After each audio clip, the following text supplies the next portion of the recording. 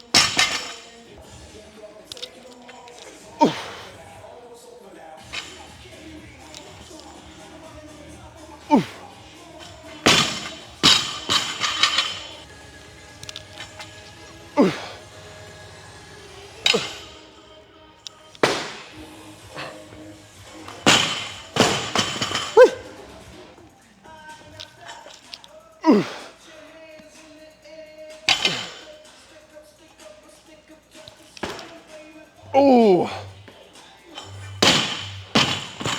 sheesh.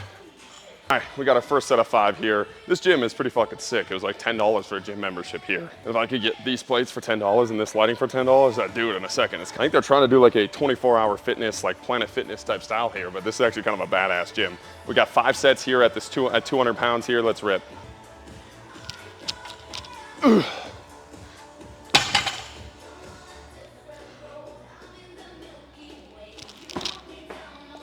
Oh my God, that is sloppy. Hopefully we warm up from there. Holy shit. All right, second set here. Let's make it look much cleaner than that first set. Holy shit, we got bodied.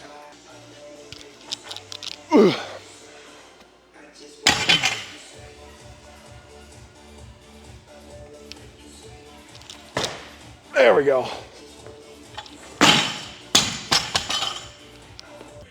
Man, this is a shout out to all the guys that travel all over the place and still hit massive fucking PRs like Dozier, man. Travel's been fucking me up. I gotta find a way. I'm proud of the fact that we got 3 lifts in so far this week on this travel. But I gotta find a way to be more consistent, especially with the diet when I'm traveling. So that when we get to the gym, we're just not fucking dragging ass, which has been the last couple days. But massive shout out to those dudes that travel all over the place and go and send huge PRs. Because my body has been absolutely wrecked and we gotta fucking wake up. We got 200 pounds bodying us right now. It's embarrassing. Let's go. Ooh.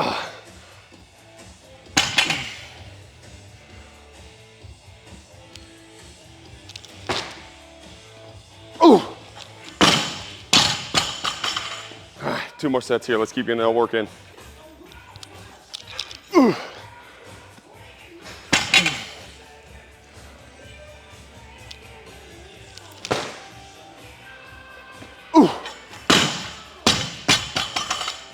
All right, last set here, let's get it.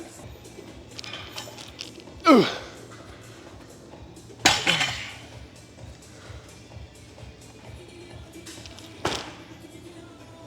Ooh, let's go. Get to some cleans. All right, now we got 5 sets of 2 of these cleans. It's supposed to be a low block clean, right below the knees, but all the boxes I got here are 20 inches tall, so it's gonna be like mid-thigh clean. I don't think we're gonna be able to build up to 290 on these, but we're gonna rip and get after this weight. Let's go. 5 sets of 2 here. Ooh, that is how you shatter your mic. I'm a dumbass. Ooh. All right, second set here, let's rip. Ooh.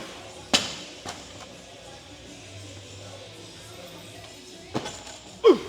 Oh yeah, that's moving nice. All right, bar felt really good on that last set. Let's keep it moving here, let's go.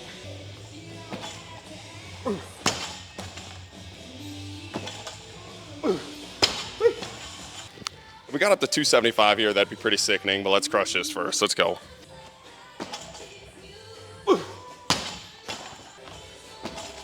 There we go. Let's get it. All right, 275 on the bar. We're gonna have to fucking dial in here. Let's get it. Come on. Oh yeah, let's go. Woo. All right, that was a pretty good win on the day. Short, little quick workout today, but proud that we got in. Been rushing all over the place trying to get all the work done with all the travel and girlfriend activities that we have today. Now we're gonna sprint to BP. After BP, we got the home run derby and hopefully leave with a little trophy today. Let's get it. All right, so the goal of this BP session was to come hang out with Jacquis and Doug and Dan and have our own field. They told us we were going to have all 4 fields to hit on. We get there and there's only 2 fields that we can hit on, and all teams are stuck on these 2 fields, which was kind of cool. We kind of met a lot of cool new people. There were a couple pro and sponsored softball guys there that we got to hit with and learn from, but it was definitely more crammed, and we weren't able to make any real video content. I got 1 round of BP before the meeting started, but the ball felt like it was flying. I felt like I was able to cut the ball when I wanted to cut the ball, and if I had a fence, the dead center I think was like 330, 340, and that the fence about 20 feet back, and my entire goal of this BP round was just to send the ball over top of that fence on this last swing. I finally got that done, so we felt like we were cooking heading into the derby, and the swing was feeling dialed. Let's get to the derby itself. It's just not for me, but I mean, like, if I was to pick up a monster and I was to pick up a pure, they would have a different feel. All right, and then the derby starts. In the derby, you have 7 hits, you have 2 takes with your pitcher. It's a $20 buy-in with unlimited buyback-ins, which I haven't had in a derby before. I haven't experienced that. Dan starts off with 3 out of 7 home runs, which isn't a ton, but we were hitting these absolute shit ASA balls. Like, they were mushy, old BP balls that they threw in for a derby. Is kind of silly. When we hit in the game, the ball was so much easier to tank out, but you had to skadoosh a ball to get it out of here. Dan's 3 home runs were absolutely skadoosh, 400 feet plus. We were playing on 330-foot fences with not a great wind. It wasn't a wind that was blowing out, and his 3 bombs went over that tree in left field that you see here. I started off with 5 home runs, which put me in first place, advancing to the semifinal rounds. Dan hit 3 and tied with 7 other people that hit 3. Everybody bought back in. I talked Dan into buying back in finally. Dan buy back in. He hits 4 in the buyback round. 4 other people hit 4. Dan has to go to a hit-off round here. And in the hit-off round, Dan clutches up 3 times. So it's a 3-pitch round. Everybody hits 1 the first time out of 3. Everybody else hits 1 except 1 person, so they eliminate 1 person in the hit back round. Then they go back through the 3 to eliminate 2 more people, because there's only 1 more person that can advance to the finals. Dan hits 2. Another person hits 2. Dan clutches up on his last swing. Then on the 3rd one, I think Dan goes 3 for 3, and the other guy goes 2 for 3, so Dan advances to the semifinal round. In the semifinals, it's same thing, 7 hits, 2 takes. We're going back to it. Dan hits 2 in the semifinal round. At this point, I have been waiting an hour and a half to hit. Dan is heating up and hitting absolute skadooshes. There's another guy tied with me that had hit 4 or 5 home runs in the original round.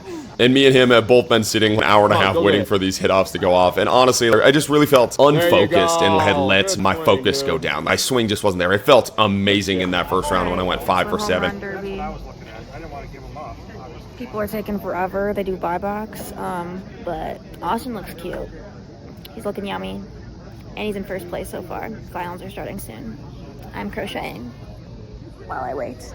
And by the time we got to the finals, man, the swing, it just felt off, man. It wasn't like the swing was felt off, I was skadooshing the ball. It just felt like my focus was off, and the pitches I was swinging at were just really dumb pitches to swing at. Nothing to do with the pitcher at all. I had takes to take, and I just didn't take it. I was just trying to swing and daddy hack the ball and get it out of there. All we had to do was hit 3 to go to the final rounds. And if you can't hit 3 out of 7 home runs, that's a personal issue. And I really haven't struggled like that in a derby in a long time. Again, the pitches were just like they were inside, and that's just not my pitch to swing at.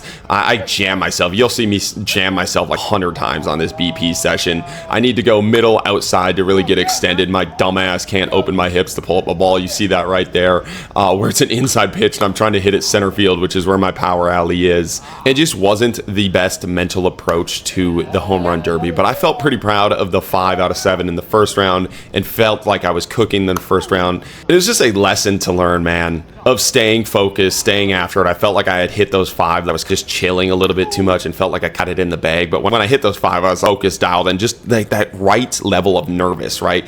And I get to this final round, and it wasn't, the nerve was gone. I was too relaxed. I was too chill, and it had just been a long time since I had hit BPs.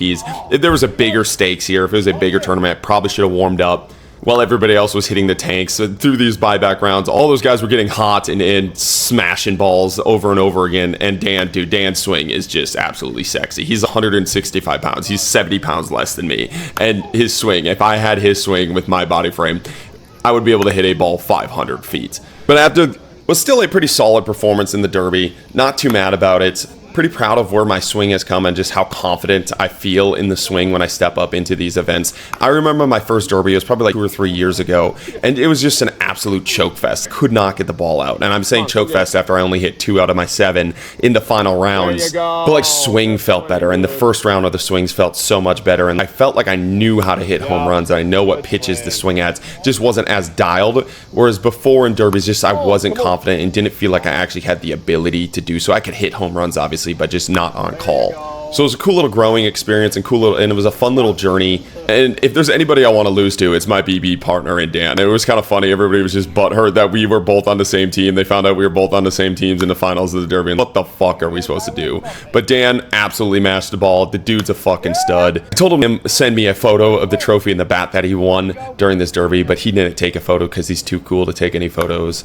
And this whole derby took about 4 hours, and we needed to get the girlfriend home or she was going to absolutely fucking murder me for keeping her at the field from 6 p.m. to 11 p.m. at night. So, good start to the weekend and a good little primer for men's. And cool to see all the BP Dan and I have done pay off. And we were hitting against some really fucking good swingers and really good players with non-ideal balls and super far fences, and we were still able to absolutely skadoosh some balls. But Dan, by far, even if he hadn't won the derby, he hit the furthest balls in this tournament, in this home run derby, and it wasn't even close, dude. I'm telling you, he probably put a ball 420 feet over top of that tree, and it was one of the most insane things I've ever seen.